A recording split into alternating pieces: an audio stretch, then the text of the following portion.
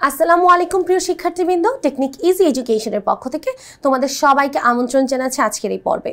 তোমাদের সবাইকে অনেক অনেক ধন্যবাদ ইজি ইংলিশ বইটি ক্রয় করার জন্য এবং এই কিউআর কোডটি স্ক্যান করার জন্য। আজকে এই কিউআর কোডটি স্ক্যান করার মাধ্যমে তোমরা জানতে পারবে মিস্টার মতি গল্প বাই রাহাত আবির। আমাদের বাংলাদেশি একজন লেখক রাহাত আবির মিস্টার মতি গল্পটি রচনা করেছেন এবং এই গল্পের মধ্যে আমরা কিন্তু দেখতে পেয়েছি যে কিভাবে একটা মোরগ একজন মানুষের, একটা পরিবারের খুবই কাছের একজন হয়ে ওঠে। এই গল্পের উপর ভিত্তি করে আজকে আমরা সমাধান করব কিছু প্রশ্নের উত্তর। তাই চলো শুরু করা যাক। আমরা আমাদের প্রশ্ন উত্তর শুরু করার আগে চলো একটু জেনে নেই আমাদের গল্পটি কি ছিল।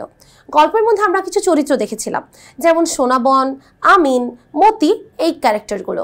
যেখানে আমিন ছিল সোনাবনের ছেলে এবং মতি ছিল সোনাবন এবং আমিনের পালিত একটা মোরগ, যেই মোরগকে তারা ভালোবেসে নাম দিয়েছে মিস্টার মতি বা জনাব মতি। এই গল্পটি সেটিং বা এই গল্পটি যেই থিমের উপর তৈরি করেছে সেটা হচ্ছে 1971-এর আন্দোলন বা 1971-এর আমাদের স্বাধীনতা যুদ্ধ। সেই 1971-এর স্বাধীনতা যুদ্ধে আমিন 17 বছর বয়সে একটি ছেলে অংশগ্রহণ করতে চায় এবং আমিন সেই যুদ্ধে অংশগ্রহণ করার জন্য তার মাকে যখন বলে, তার মা এটা শুনে খুবই কষ্ট পায় এবং ভয় পায়। সে তার ছেলেকে যুদ্ধে যেতে মানা করে, কিন্তু তার ছেলে যুদ্ধে যায়, কিন্তু আর কোনোদিন ফিরে আসেনি। তখন থেকে সোনাবন তার মোরগ মিস্টার মতিকে তার নিজের ছেলের মতো করে লালন পালন করা শুরু করে, অর্থাৎ সে তার মোরগের মধ্যে তার একটা সান ফিগার বা ছেলের মতো একজন কাউকে খুঁজে পেয়েছে। কিন্তু এক পর্যায়ে মিস্টার মতি মোরগটিও মারা যায় এবং তখন আমাদের ক্যারেক্টার সোনাবন খুব বেশি ডিপ্রেসড বা হতাশাগ্রস্ত হয়ে পড়ে এবং ধীরে ধীরে এক পর্যায়ে সেও কিন্তু গল্পের শেষে মারা যায়। এবং এই হচ্ছে মিস্টার মতির গল্প। এখানে গল্পটার নামটা কিভাবে সার্থক যদি এটা একটু বলি, যে দেখেন গল্পে আমরা মতি বলতে পারতাম মোরগকে, বা মোরগকে কোনো নামই দিতে না পারতাম, কিন্তু একটা মানুষের নাম তার পরিচয় বা আইডেন্টিটি বহন করে। তো যখন একটা মোরগকে নাম দেওয়া হলো মিস্টার মতি, জনাব মতি, তখন কি তার ওয়েট বেড়ে গেল না? এবং সে একটা মোরগ থেকে একজন মানুষের মতো একটা আইডিয়া আসলো আমাদের মাথায় যে মিস্টার মতি, তাহলে এটা অবশ্যই কোনো ব্যক্তির নাম হবে, কোনো মোরগ না। তো এখানে কিন্তু লেখকের ইচ্ছাই এটা ছিল যে মিস্টার মতিকে উপস্থাপন করা খুবই গুরুত্বপূর্ণ একটা ক্যারেক্টার হিসেবে, এবং এটা এইভাবে যে সে আসলে কি একটা হিউম্যান লাইক ক্যারেক্টার, একটা মানবীয় ক্যারেক্টারের মতো এইভাবে রূপায়িত করতে চেয়েছে, যদিও সে মোরগ। অর্থাৎ এখানে কিন্তু আমরা মোরগের আইডেন্টিটি প্রকাশ পেয়েছে কি ওই নামটার মাধ্যমে। এখানে আমরা আরেকটা জিনিস খুঁজে পেয়েছি, সেটা হচ্ছে কিভাবে একটা মানুষ আর একটা প্রাণীর মধ্যে একটা ভালোবাসার সম্পর্ক হতে পারে। আজকে যদি তুমি একটা প্রাণী, বাসায় পোষা প্রাণী থাকে, বিড়াল, খরগোশ, যে কোনো কিছু হতে পারে, তারপরে কুকুর হতে পারে, মোরগ হতে পারে, পাখি হতে পারে, সেটার সাথে যে আমাদের একটা ফিলিংস, কানেকশন, বন্ড তৈরি হয়ে যায়, সেটাই কিন্তু আমাদের হচ্ছে কি এই মিস্টার মতি থেকে আরেকটি শিক্ষা। আচ্ছা, এখন তাহলে আসো আমরা যারা মিস্টার মতি গল্পটির বেসিকগুলো জানি না, তারা অবশ্যই যেখানে বইয়ের শুরুতে মিস্টার মতি গল্পটির ট্রান্সলেশন সহ ব্যাখ্যা দেওয়া আছে, তারা অবশ্যই সেই কিউআর কোডটি স্ক্যান করে পুরো গল্পটি দেখে নেবে। এখন আমরা সমাধানে চলে আসি। Question answers. Why is the rooster called mister Moti? মোরগটিকে কেন মিস্টার মতি বলা হলো? অন্য কিছু তো বলতে পারতো। Why mister Moti? The rooster is called Mr. Moti as the writer wants to personify as human character. এখানে মোরগটিকে মিস্টার মতি বলা হয় কারণ লেখক তাকে মানব চরিত্র রূপে রূপায়িত করতে চান, অর্থাৎ একটা মানুষ হিসেবে তাকে উপস্থাপন করতে চান, যেটা আমি ঠিক একটু আগে বলেছি। He is directly connected with the plot development of the story and deeply involved in daily affairs of all the characters of the story.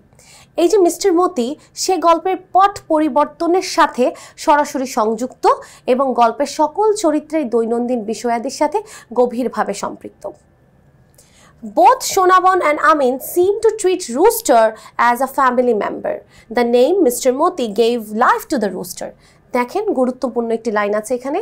সোনাবন এবং আমিন দুজনই মোরগটিকে তাদের পরিবারের একজন সদস্য হিসেবে গণ্য করে এবং মিস্টার মতি নামটি মোরগটিকে জীবন্ত করে তুলেছে, মোরগটাকে একটা মানুষের জায়গা দিয়েছে, যেটা তাকে আরও বেশি আমাদের সাথে হাইলাইট করেছে, আমাদের সামনে হাইলাইট করেছে মিস্টার মতি এই নামটা। আচ্ছা, আসেন আমরা পরবর্তী প্রশ্নে যাই। প্রশ্ন number 2। Is the writer trying to compare Amin with the rooster? What are the reasons for doing so? লেখক কি মিস্টার মতিকে বা আমিনকে মোরগের সাথে তুলনা করতে চাইছেন? এমনটি করার কারণগুলো কি কি? হ্যাঁ, এখানে অবশ্যই তুলনা করতে চাইছে। এই জন্যই মোরগকে এমন একটা ক্যারেক্টার বানিয়েছে যেখানে আমরা দেখতে পেয়েছি আমিন চলে যাওয়ার পরে সোনাবনের একেবারেই কাছের মানুষ হয়ে গিয়েছিল কে? কাছের একজন হয়ে গিয়েছিল এই মোরগটি। প্রথমে লিখবো ইয়েস। যখন আমাদের এই ধরনের প্রশ্ন আসবে তখন আমরা প্রথমে আগে হ্যাঁ বা নাতে উত্তর দিব। হ্যাঁ, the writer is trying to create similarities between Amin and the rooster. হ্যাঁ, লেখক আমিন এবং মোরগ মিস্টার মতির মধ্যে সাদৃশ্য টেনে আনার চেষ্টা করছেন। Mr. Moti and Amin, both characters expresses a sense of innocence and vulnerability. উভয় চরিত্রই সরলতা ও অসংরক্ষণশীলতার অনুভূতি প্রকাশ করে। Just as Moti is cherished and protected by Shonabon, Amin is also her beloved son who she fears losing in the war. দেখেন, ঠিক যেমন সোনাবন লালন করেন এবং সুরক্ষা করেন কাকে? মিস্টার মতিকে, ঠিক একইভাবে আমিনকেও তার আদরের ছেলে যাকে তিনি যুদ্ধে হারাবার ভয় করেন। অর্থাৎ সে কিন্তু দুজনকে নিয়েই টেন্সড। সোনাবন কাকে নিয়ে টেন্সড? মিস্টার মতিকে নিয়েও। সোনাবন কাকে নিয়ে টেন্সড? আমিনকে নিয়েও। অর্থাৎ দুজনকে নিয়েই টেন্সড। এবং এই দুজনকে নিয়েই টেন্স কেন না তারা দুজনে কি সোনাবনের কাছে প্রিয়। এছাড়াও সোনাবন আর কি করেছে দেখেন, শি কলস, আচ্ছা দেখেন, Sonaban gets furious when she receives a warning from a neighbour about Moti's safety. মতির নিরাপত্তা সম্পর্কে একজন প্রতিবেশীর কাছ থেকে হুমকি পেয়ে সোনাবন খুব রেগে যান। অর্থাৎ আমরা গল্পের কিন্তু দেখেছি যে যখন সোনাবনের কাছে একটা কমপ্লেইন করা হয় যে পাশের বাড়িতে তোমার মোরগকে যেন আমি আর না দেখি, যদি পরের বার দেখি তাহলে তোমার মোরগকে শাস্তি দিব, এরকম একটা যখন কমপ্লেইন আসে তখন কিন্তু সোনাবন অনেক ক্ষেপে যায় এবং বলে খবরদার আমার ছেলেকে হাত দিবে না। অর্থাৎ সে কিন্তু ওখানে মোরগটিকে তার ছেলে বলে আখ্যা দিয়েছে। আচ্ছা, তারপরে আমরা দেখতে পেয়েছি সে আরো কি করেছে, বিসাইড, এর পাশাপাশি মতিকে কিভাবে ছেলের সাথে তুলনা করেছে। দেখেন কিভাবে তুলনা করেছে, বলেছে Moti's burial beside Sonaban's husband's grave also proves the son like treatment. সোনাবনের স্বামীর কবরের পাশে মতির কবর দেওয়াটাও কি পুত্রতুল্য আচরণের সাক্ষ্য বহন করে। অর্থাৎ কি বাবার পাশে ছেলের কবর, এখানে মোরগটাকে কি বানাইতে চাইছে, ছেলে বানাইতে চাইছে এবং এই জন্যই কি বাবার পাশে কবর দিয়েছে। ঠিক আছে, এখান থেকে তাহলে আমরা বুঝতে পারছি আমিন আর রুস্টারকে কি করেছে, তুলনা করেছে। Question number C, why is the story a Bangladeshi story. আচ্ছা, এই গল্পটি কেন একটা বাংলাদেশি গল্প, এটা কেন বিদেশি গল্প নয়? আচ্ছা, which war is referred to in the story. এই গল্পে কোন ওয়ার বা কোন যুদ্ধের কথা বলা হয়েছে? The story is distinctly Bangladeshi because it reflects the culture, social and historical context of Bangladesh. এটা অবশ্যই একটা বাংলাদেশি গল্প, কারণ এখানে বাংলাদেশের সংস্কৃতি, সামাজিক এবং ঐতিহাসিক প্রেক্ষাপট প্রতিফলিত হয়। It reflects the lifestyle of rural Bangladeshi people of poor class who usually raise chickens, ducks as a supplementary financial support. এটি বাংলাদেশের গ্রামীণ দরিদ্র মানুষের জীবনধারাকে প্রতিফলিত করে যারা পরিপূরক আর্থিক সহায়তা হিসেবে হাঁস মুরগি লালন পালন করে। এখানে আমরা দেখেছি সোনাবনের মুরগি আছে, হাঁস আছে, যেগুলো কিন্তু আসলে বাংলাদেশেই করা হয় মেইনলি। আমরা কিন্তু বাংলাদেশে গ্রামের মধ্যে মধ্যবিত্ত পরিবার ঘরে মুরগি হাঁস পালন করে। The reference to war likely suggest to the Bangladesh liberation war of 1971 when Bangladesh fought for its independence from Pakistan. যুদ্ধের প্রসঙ্গ বলতে গেলে সম্ভবত 1971 সালের বাংলাদেশের স্বাধীনতা যুদ্ধকে এখানে নির্দেশ করা হয়েছে এবং এখানে বাংলাদেশ পাকিস্তান থেকে স্বাধীন হওয়ার জন্য লড়াই করেছিল, সেটাই তুলে ধরা হয়েছে। চলে যাচ্ছে 4 নম্বর প্রশ্নে। প্রশ্ন হচ্ছে, do you know what cock fighting is? তুমি কি জানো মোরগ লড়াই কি? এখন যখন এরকম প্রশ্ন করবে জানো কি জানো না, ইয়েস বা নো দিয়ে শুরু করব। Yes, I know what cock fighting is. হ্যাঁ, আমি জানি মোরগ লড়াই কি। এটা কি ধরনের লড়াই দেখেন তো। In this fighting trained and strong roosters are brought in a circle. The gamecocks are usually fitted with metal spars pitted against each other in a contest. বলছে এখানে কি হয়, সাধারণত এই লড়াই মোরগগুলোকে একটি প্রতিযোগিতায় একে অপরের বিরুদ্ধে দাঁড় করানো হয় এবং তাদের নামে এখানে লড়াই করানো হয়। তাদেরকে বিভিন্ন ধরনের মেটালের স্পার, মানে কি গায়ের মধ্যে হচ্ছে ধাতু দিয়ে তৈরি বিভিন্ন জিনিস লাগিয়ে দেওয়া হয়। পিটেড আগেনস্ট ইচ আদার, দুজনের বিরুদ্ধে তাদেরকে লড়াই করানো হয় এবং they are given names and force to get engaged in fighting. তাদের বিভিন্ন নাম দেওয়া হয় এবং লড়াই করতে বাধ্য করা হয়। The strongest one finally prevails and gets the winning title. এবং সব থেকে শক্তিশালী মোরগটি অবশেষে জয়লাভ করে এবং বিজয়ের শিরোপা পায়। আচ্ছা, 5 নম্বর question, what do you think about the mother son relationship? মা ছেলের সম্পর্ক নিয়ে তুমি কি মনে করো? Answer, I think. দেখো এখানে কি মনে করো তুমি বলেছে, তাহলে এখানে বলতে হবে আই থিঙ্ক। কারণ বলছে what do you think. I think the mother-son relationship depicted in this story is very realistic and at the same time emotional. অর্থাৎ আমি মনে করি গল্পে চিত্রিত মা ছেলের সম্পর্কটি খুবই বাস্তবসম্মত এবং একই সঙ্গে আবেগপ্রবণ। Shonabon's love for Amin is evident in her warriors actions and sacrifices. অর্থাৎ এখানে মা ছেলের সম্পর্কের মধ্যে দেখেন আমিনের প্রতি সোনাবনের ভালোবাসা তার উদ্বেগ কার্যকলাপ এবং ত্যাগের মধ্যে প্রতীয়মান। অর্থাৎ সে যে তার ছেলের পক্ষে ভালোবাসে এটা কিভাবে বুঝেছি, সে যুদ্ধে যাবে এটার জন্য সে উদ্বেগ্ন হয়ে গিয়েছে, কেন তার ছেলে যাবে, তারপর তার কার্যকলাপ যেগুলো ছিল ছেলের কাছে যে বসে থাকা, ছেলেকে রাতে দেখা, বিভিন্ন যে এই ব্যাপারগুলো ছিল এগুলোই তো প্রকাশ করছে যে সে ছেলেকে ভালোবাসতো। এখন সম্পর্কটা কি মাদার সন কি শুধু আমিন আর সোনাবনের মধ্যে? মোরগ আর সোনাবনের মধ্যে কি মাদার সন রিলেশনশিপ নেই? আছে কিন্তু। আচ্ছা, তারপরে যাচ্ছে the relationship highlights the strong feelings and emotional struggle between the mother and the child specially in the face of impending danger and societal pressure. সম্পর্কটি পিতামাতা এবং সন্তানের মধ্যে একটি প্রগাঢ় অনুভূতি এবং আবেগময় সংগ্রামকে তুলে ধরে, বিশেষ করে আসন্ন বিপদ এবং সামাজিক চাপের মুখে। For the first time it occurs to her that Amin has grown up. What does this statement signify? প্রথমবারের মতো সে বুঝতে পারলো যে আমিন বড় হয়েছে। এই কথার তাৎপর্য কি? অর্থাৎ সে যখন আমিনকে দেখলো যে সে মাথার মধ্যে র্যাটেন বাস্কেট নিয়ে বাজারে যাচ্ছে বিক্রি করতে, তখন হঠাৎ করে তার মনে হলো যে তার ছেলে বড় হয়ে গিয়েছে। এবং এই কথাটা কেন বলেছে, এটার তাৎপর্য কি? আসেন আমরা দেখি।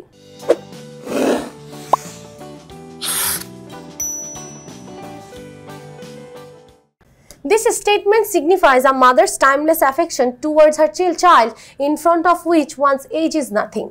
এই বিবৃতিটি একজন মায়ের তার সন্তানের প্রতি নিরন্তর স্নেহের ইঙ্গিত দেয়, যার সামনে কারো বয়স কোনো ব্যাপারই না। Only after Amin's announcement of going to war, so Shonabon realizes for the first time that her baby boy is now in fact no longer a little child but a young adult. আমিনের যুদ্ধে যাওয়ার ঘোষণার পরই সোনাবন প্রথমবারের মতো বুঝতে পারেন যে তার ছেলে আসলে আর ছোট্ট শিশু নেই, বরং একজন প্রাপ্তবয়স্ক যুবক হয়েছে। কেননা কখনো কোনো বাচ্চা তো যুদ্ধ যেতে চাইবে না, তখনই কিন্তু সে বুঝতে পারছে তার ছেলে বড় হয়েছে। কিন্তু একজন মার যে অনুভূতি, ফিলিংস তার সন্তানের প্রতি, সেটা কিন্তু কোনো বয়স দ্বারা পরিবর্তন হতে পারে না। Number G, describe the character of Amin in the story. গল্পে আমিনের চরিত্রের বর্ণনা করো। দেখেন, আমিন is a 17-year-old boy who has got stubborn nature and much fascination for fighting or competition. আমিন একজন 17 বছরের একজন কিশোর, যার খুব জেদি স্বভাব এবং লড়াই বা প্রতিযোগিতার প্রতি প্রবল আকর্ষণ। He resembles his father by complexion and nature, অর্থাৎ সে তার বাবার মতো চেহারা এবং প্রকৃতি পেয়েছে। He is raised by her mother, সে তার মার দ্বারাই লালিত পালিত হয়েছে। We also find out his mischievous nature through continuous complaint against him by the neighbors to his mother. আমরা এটাও বুঝতে পেরেছি যে আমিন একটু দুষ্ট ছিল, কেননা আমরা বারবার দেখেছি আমিনের বিরুদ্ধে প্রতিবেশীরা বিচার দিত। Moreover, এছাড়াও going to war indicates his adventurous nature. যুদ্ধে যাওয়া তার যেই দুঃসাহসিক স্বভাব তার ইঙ্গিত দেয়, অর্থাৎ সে দুঃসাহসিকও ছিল। What resemblance between father and son does Shonabon find while seeing her son going to the bazaar? অর্থাৎ বাজারে যাওয়ার সময় সোনাবন যখন তার ছেলেকে বাজারে যেতে দেখেন, তখন তিনি বাবা ও ছেলের মাঝে কি কি মিল খুঁজে পান। অর্থাৎ কিছু মিল দেখেছে যে ছেলে আর বাবার মাঝে কি কি মিল আছে, সেগুলো কি? While seeing her son going to the bazaar, Shonabon finds that her son's height is same as his father. এটা সে বুঝতো যে তার ছেলের যে উচ্চতা সেটা তার বাবার মতো। Like his father, he has a long neck and a straight shoulder. তার বাবার মতো তার একটি লম্বা গলা এবং লম্বা ঘাড়, সোজা কাঁধ আছে। Her son's craziness about bullfighting, cockfighting and boat racing also reminds her of her husband's strong liking for the same things. এমনকি ষাঁড়ের লড়াই, মোরগের লড়াই, নৌকা বাইচের প্রতিযোগিতার প্রতি তার ছেলের পাগলামিও তার স্বামীর প্রবল আবেগের কথা বা আগ্রহের কথা মনে করিয়ে দেয়, কারণ সোনাবনের হাজবেন্ড আর সোনাবনের ছেলে দুইজনে এই লড়াইগুলো পছন্দ করত। Moreover, her son seems to be as stubborn as his father. তারা ছেলেকে তার বাবার মতোই একগুঁয়ে বা জেদি মনে হয়। চলে আসি পরের প্রশ্নে। What makes Sonaban sad? কি কারণে সোনাবন ব্যথিত হয়? সোনাবন ব্যথিত হয় যখন সে জানতে পারে তার ছেলের যখন সে তার কাছে এসে মিস্টার মতি অর্থাৎ রুস্টার বা মোরগের নামে বিচার দেওয়া হয়। After the complaint of chowkidar's wife, চকিদারের বউয়ের অভিযোগের পরে Sonaban kept Moti in captivity অর্থাৎ সোনাবন মতিকে বন্দি করে রাখে। His forlorn captivity makes her sad, এবং এই যে সোনাবন মুরগিটাকে বন্দি করে রাখছে, মোরগটাকে, কেন? কারণ মোরগের নামে বিচার আসছে। মারা বিচার পাইলে ছেলে মেয়েকে মারে না, ঠিক একইভাবে সেও মোরগকে কি করছে, বন্দি করে রাখছে, কারণ মোরগকে তো মারতে পারবে না। তো এই বন্দি করে রাখছে যে মাটা কষ্ট পাইছে, যে তার নিজের সন্তানকে সে বন্দি করে রাখছে, এরকম একটা অনুভূতি। আচ্ছা, এই জন্য সে কষ্ট পেয়েছে। Next question, she puts Moti to rest beside her husband's grave. What do you understand by this sentence? তিনি তার স্বামীর কবরের পাশে মতিকে চিরনিদ্রায় শায়িত করলেন। এই বাক্য দ্বারা তুমি কি বুঝলা? দেখেন, একটা মানুষের কবরের পাশে মোরগের কবর দিয়েছে, কত অদ্ভুত না? The given sentence indicates the burial of Moti, the rooster. After death, Moti is buried beside the grave of Sonaban's husband. প্রদত্ত বাক্যটিতে মতির সমাধি নির্দেশ করে। মৃত্যুর পর সোনাবনের স্বামীর কবরের পাশে মতিকে সমাহিত করা হয়। She looks upon Moti as her son, and so Moti should be left to lie forever beside his father. তিনি মতিকে তার ছেলের মতো দেখেন, তাই ছেলে মতিকে তার বাবার পাশে চিরনিদ্রায় শায়িত করা উচিত বলে মনে করেন। This sentence also depicts to Sonabon's love for Moti. কি প্রকাশ করেছে? এই বাক্যটি প্রকাশ করেছে যে সে মতিকে কত বেশি ভালোবাসে। কে? সোনাবন মতিকে কত বেশি ভালোবাসে, সেটা কিন্তু এই বাক্যটার মাধ্যমে আমরা বুঝতে পেরেছি। Question number K, why does Amin want to go to war? কেন আমিন যুদ্ধে যেতে চায়? আমিন কেন যুদ্ধে যেতে চায়? আচ্ছা দেখেন, আমিন ইজ এক্সাইটেড অ্যাবাউট ফাইটিং, কারণ আমিন লড়াই পছন্দ করে, যুদ্ধ পছন্দ করে, জাস্ট লাইক হিজ ফাদার, ঠিক তার বাবার মতো। He thinks it would not take long to return, that's why Amin wants to go to war. অর্থাৎ আমরা এটাই বুঝতে পারলাম যে Amin wants to go to war কেন? আমিন যুদ্ধে যেতে চায় কারণ সে ভাবছে যেটা তো বেশি সময় লাগবে না ফিরতে, এবং তার যুদ্ধের প্রতি একটা আকর্ষণ ছিল। Okay, next question, what does Amin wear to the bazaar? আমিন বাজারে যাওয়ার সময় কি পরিধান করেছিল? Important question. He wears a half sleeved floral shirt and a lungi, half হাতা ফুলের ছাপা শার্ট এবং একটা লুঙ্গি পরে। He looks in the mirror and combs his hair before leaving. সে আয়নায় তাকিয়ে তার চুল আঁচড়ায় এবং কি সেটা কখন করে? বের হওয়ার আগে। Next question, why did neighbors complain about আমিন? প্রতিবেশীরা আমিনের ব্যাপারে কেন বিচার দিয়েছিল বা অভিযোগ করেছিল? কেননা আমিন খেজুরের রস চুরি করত। আচ্ছা, neighbors complained about Amin because he would sometimes steal dead juice from their trees. প্রতিবেশীরা আমিনের বিরুদ্ধে অভিযোগ করত কারণ সে কখনো কখনো তাদের গাছ থেকে খেজুরের রস চুরি করত। He did some other mischiefs causing trouble for others. এছাড়াও সে আরো অন্য দুষ্টামি করত যেগুলো অন্যদের সমস্যা তৈরি করত। পরের প্রশ্ন, what does সোনাবন do at night? সোনাবন রাতের বেলা কি করে? At night সোনাবন quietly enters Amin room. আমরা দেখেছি সোনাবন পা টিপে টিপে আমিনের রুমে যায় যেন আমিনের ঘুম ভেঙে না যায়। লুকস অ্যাট হিম, তার দিকে তাকিয়ে থাকে। নিজের ছেলে যুদ্ধে যাবে বলেছে, এই কষ্টে তো সে ঘুমাতে পারে না, সারা রাত তার ছেলের দিকে তাকিয়েছিল। Looks at him while he was sleeping, যখন সে ঘুমাচ্ছিল। অ্যান্ড টাচেস হিজ চিক, তার গাল ছুঁয়ে দেখলো। Feeling a desire to cuddle him when he was a baby, এবং তার মার মনে হচ্ছিল যে আমার ছেলেটা যদি ছোট হতো তাহলে ওকে ঠিক ছোটবেলার মতো জড়িয়ে ধরতাম, কাডল করতাম, কোলে নিতাম। She feels emotional by remembering his childhood, এবং শৈশবের কথা মনে করে মা আবেগপ্রবণ হয়ে ওঠে। সন্তানরা যখন বড় হয়, সন্তানরা তো খুশি থাকে কিন্তু মাদের মনে একটা চাপা কষ্ট থাকে, সেটা কিন্তু আমরা এখানে দেখতে পেয়েছি। পরের প্রশ্ন, why does সোনাবন ground মতি? সোনাবন মতিকে কেন শাস্তি দেয়, কেন রুমের ভিতর আটকে রাখে? আমরা জানি যে মতির নামে বিচার আসে এই জন্য।